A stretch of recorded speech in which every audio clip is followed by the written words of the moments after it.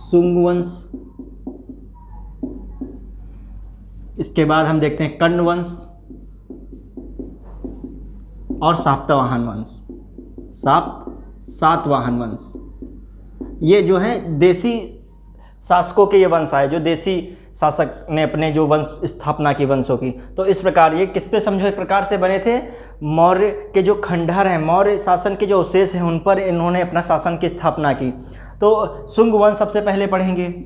शुंग वंश से पहले मौर्य काल था, तो उसमें बौद्ध धर्म काफ़ी उसका प्रचार प्रसार हो गया था, बौद्ध धर्म चरमोत्कर्ष पर भी था, लेकिन वैदिक जो धर्म है उसको किनारे बिल्कुल कर दिया गया था। तो इनके शुंग में जो अंतिम शासक बृहद्रथ होते हैं, बृहद्रथ होते हैं अंतिम शासक। उनके सेनापति होते हैं पुष्यमित्र शुंग। जो पुष्यमित्र शुंग होते हैं, इनके जो सेनापति, उनको ये समझ में नहीं आता, उनको ये सही नहीं लगता। उनको लगता है कि यहाँ पर जो है विदेशी कई सारे बौद्ध जो प्रचारक हैं या बौद्ध भिक्षु हैं विदेशी आ चुके हैं, यहाँ षड्यंत्र रचेंगे, कहीं ना कहीं देश को बाहरी सीमाओं से खतरा रहेगा, कहीं इतना ना अहिंसावादी नीतियाँ अपना ली जाएँ कि विदेशी यहाँ पर आक्रमण कर देश पर जो है कब्जा कर लें। और दूसरी, उनको वैदिक संस्कृति से भी काफ़ी लगाव था, तो उन्होंने इनको समझाया, लेकिन ये नहीं समझे। तो इनकी आम लोगों के बीच, काफ़ी जनता के बीच कह सकते हो, काफ़ी लोगों के बीच इनकी हत्या कर दी और अपनी शक्ति के दम पर एक नए वंश की स्थापना कर दी, शुंग वंश। शुंग वंश की स्थापना की, शुंग वंश की स्थापना की, स्थापना की। किसने की? जो अंतिम शासक बृहद्रथ की हत्या कर, इनकी हत्या कर जो है पुष्यभूत मत कहिएगा, पुष्यभूति वंश ने, पुष्यभूति अलग थे, पुष्यमित्र है, मित्र याद रखिए। पुष्यमित्र ने इनकी हत्या करके और शुंग वंश की स्थापना कर दी। ये सबसे पहला ज्ञात ब्राह्मण वंश था। अब इनसे प्रश्न जुड़े हुए क्या पूछे जाते हैं शुंग वंश से? इनके समय जो है पतंजलि थे, महर्षि पतंजलि इनके पुरोहित थे, पतंजलि पुरोहित थे। इन्होंने 2 अश्वमेध कराए थे, 2 अश्वमेध यज्ञ कराए।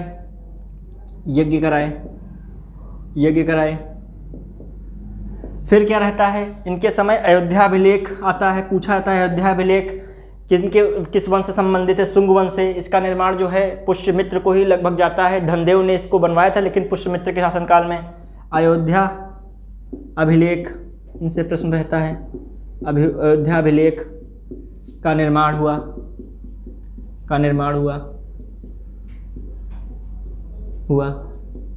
शुंग नरेज करके उस पर लिखा है शुंग के बारे में, शुंग के राजा लोग, मतलब निर्माण हुआ शुंग वंश में। ये प्रश्न रहता है शुंग वंश।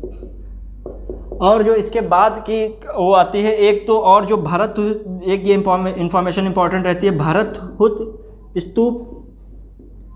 स्तूप तथा जो सांची का स्तूप था,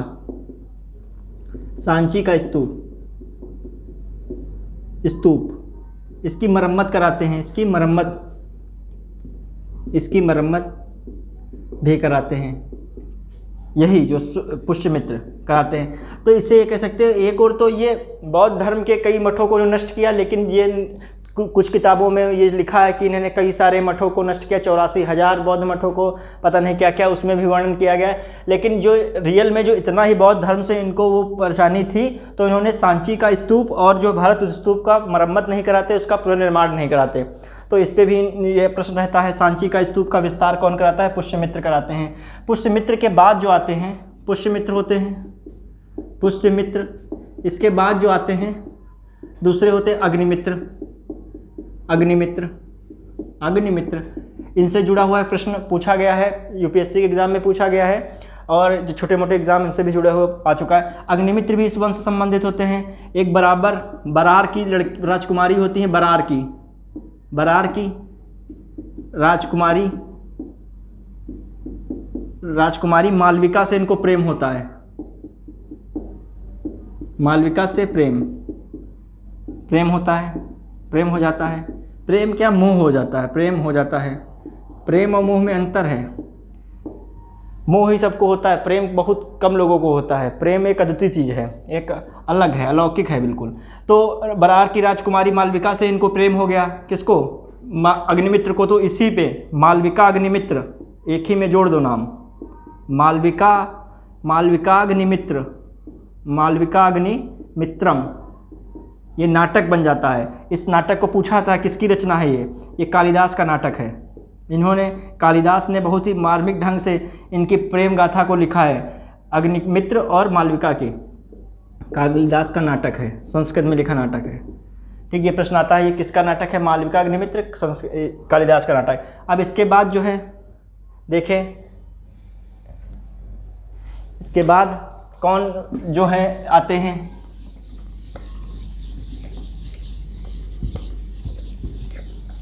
इसके बाद के शासक जो है वज्रपति हैं, वसुमित्र हैं। वसुमित्र हो गए, वसुमित्र, देवकी।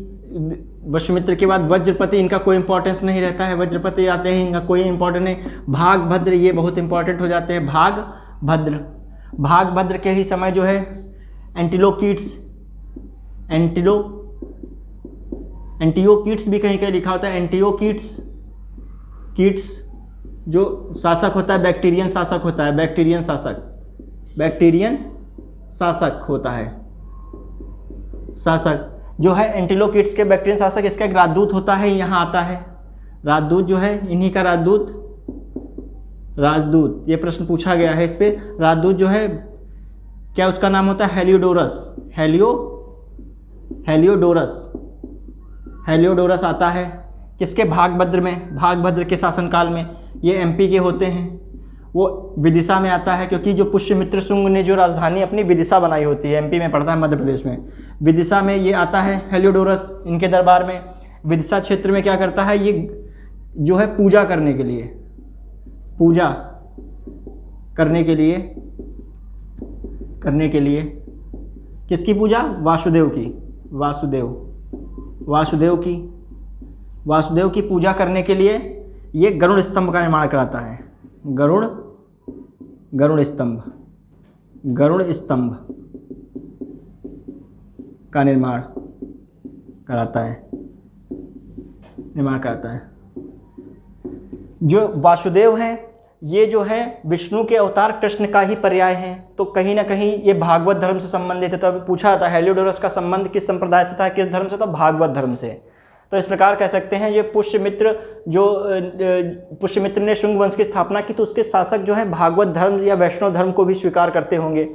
अब इसके बाद देखते हैं अंतिम शासक जो होते हैं वासुदेव। जो अंतिम शासक वासुदेव की हत्या कर जो है शुंग वंश की स्थापना करते हैं।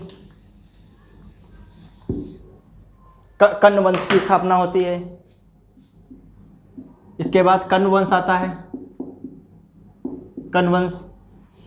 अब जो है इसके बाद जो कर्ण वंश में कौन से इसके अंतिम शासक सुशर्मा होते हैं। सुशर्मा, क्योंकि कर्ण वंश में इतना कुछ इंपॉर्टेंट है नहीं, तो सुशर्मा की हत्या करके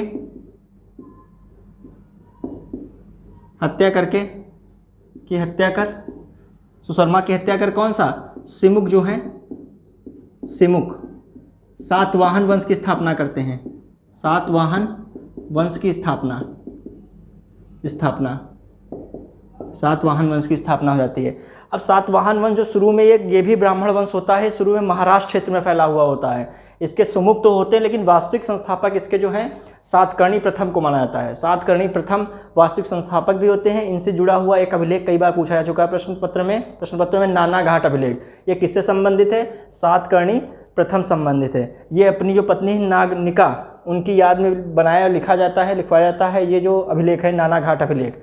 और दूसरी बात ये रहती है जो ये अभिलेख है ये इसी के दूसरे बाद एक नासिक अभिलेख आता है, इसी अभिलेख के बाद, तो वो इनसे संबंधित नहीं है, इससे ध्यान रखना। इससे पहले कौन? वास्तविक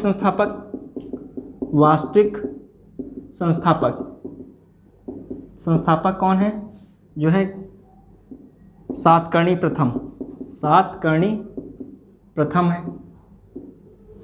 प्रथम। ये कौन सा अभिलेख आता है इनसे संबंधित? नाना घाट अभिलेख। नाना घाट अभिलेख, नाना घाट अभिलेख। अब नाना घाट अभिलेख पत्नी नागनिका से संबंधित है, पत्नी नागनिका। अब जो है इसके बाद जो देखते हैं, जो सबसे प्रतापी शासक होता है गौतमीपुत्र सातकर्णी होता है। एक हाल आते हैं, हाल आ गए, हाल में इतना कुछ इंपॉर्टेंट नहीं, एक हाल शासक होते हैं। इनकी एक पुस्तक पूछी जाती है कि एकमात्र साहित्य की फेमस पुस्तक रहती है सातवाहन वंश में, तो कौन सी है वो? गाथा सप्तशती पूछी जाती है, गाथा सप्तशती जो पुस्तक के जो यही होते रचयिता हाल। अब इसमें देखते हैं इसके बाद जो आते हैं गौतमी पुत्र सातकर्णी, गौतमीपुत्र सातकर्णी। ये काफ़ी प्रतापी शासक होते हैं। ये महाराष्ट्र से कर्नाटक से आंध्र प्रदेश तक इसको ले जाते हैं सातवाहन वंश को। और ये चातुर्य वर्ण व्यवस्था की फिर से शुरुआत करते हैं, वैदिक कर्मकांड, वैदिक यज्ञ विधि विधान को फिर से ये लाते हैं दोबारा। और इनको जो कहा जाता है कि एकराट ब्राह्मण की उपाधि भी दी जाती है इनको। ये प्रश्न आया था, एकराट की उपाधि किसे दी गई? ये गौतमीपुत्र सातकर्णी, GPS। और इनसे संबंधित अभिलेख रहता है, उसका नाम रहता है नासिक अभिलेख। इनकी माता बलसी ने नासिक अभिलेख लिखवाया था। तो कौन आते हैं इसके बाद? गौतमी पुत्र सातकर्णी बात कर रहे हैं, पुत्र सातकर्णी, सबसे प्रतापी राजा। ये चातुर्य वर्ण व्यवस्था फिर से स्टार्ट करते हैं, चातुर्य वर्ण व्यवस्था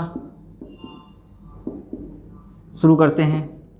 अब उसके बाद जो इनका रहता है नासिक अभिलेख संबंधित है, नासिक अभिलेख माता बलसी द्वारा लिखा गया है, माता बलसी द्वारा है। और इस अभिलेख को एक फ्यूनरल अभिलेख भी कहते हैं, फ्यूनरल अभिलेख जो होता है। अब इसके बाद जो हम नासिक अभिलेख के बाद जो हम देखें, इनमें क्या रहता है, इनको एकराट ब्राह्मण भी कहा जाता है, एकराट ब्राह्मण उपाधि है इनकी।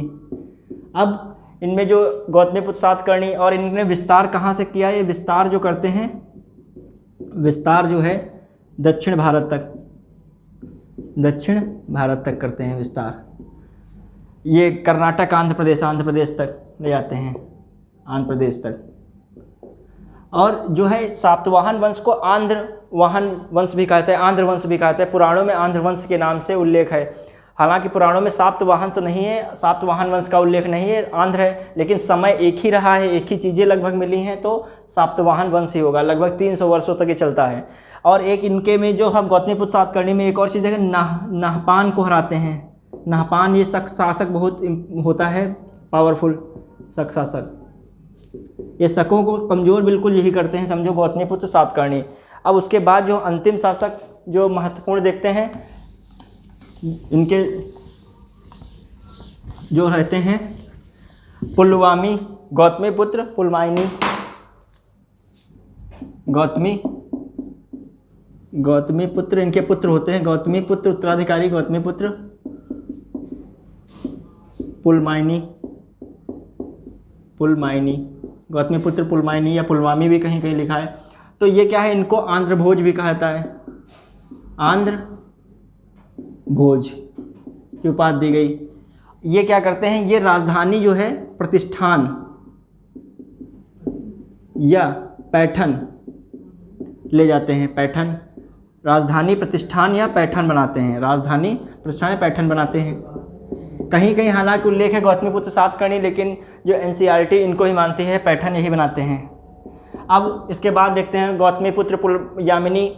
अब उसके बाद जो आते हैं यज्ञ सातकर्णी, ये इतना इम्पोर्टेंट नहीं है, ये आता है कभी कभी जो इनकी मुद्राओं पे, उस समय के अभिलेख पे, जो इनके इतने फेमस अभिलेख भी नहीं, इतनी मुद्राएं फेमस नहीं रही, लेकिन जहाँ भी साक्ष्य इनके मिले हैं, ये समुद्री यात्रा के बहुत शौकीन थे, समुद्री यात्रा और व्यापार, उसी से समुद्री यात्रा क्षेत्र से व्यापार, ये जल मार्ग द्वारा, इन चीज़ों के इनके साक्ष्य मिलते हैं।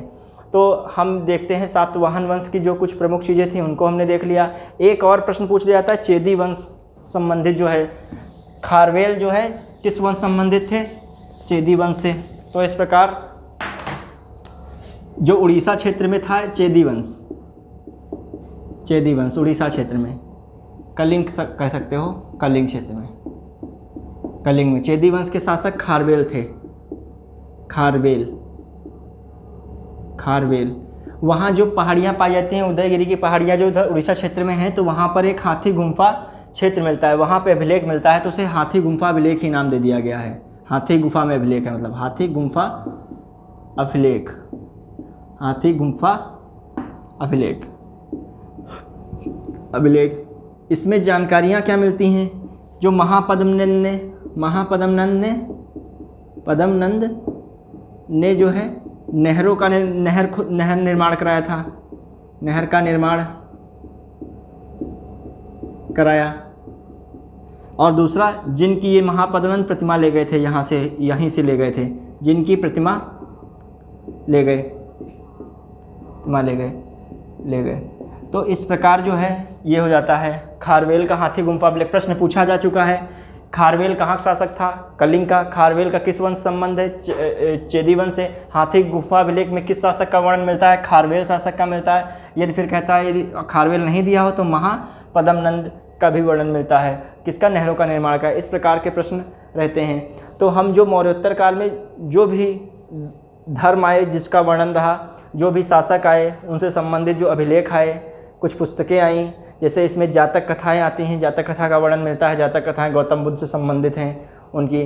तो इस प्रकार से अपने जो नाटक थे फेमस, वो उसका जिक्र कर दिया, गाथा सप्तशती का जिक्र कर दिया, जो इम्पोर्टेंट चीज़ें थीं।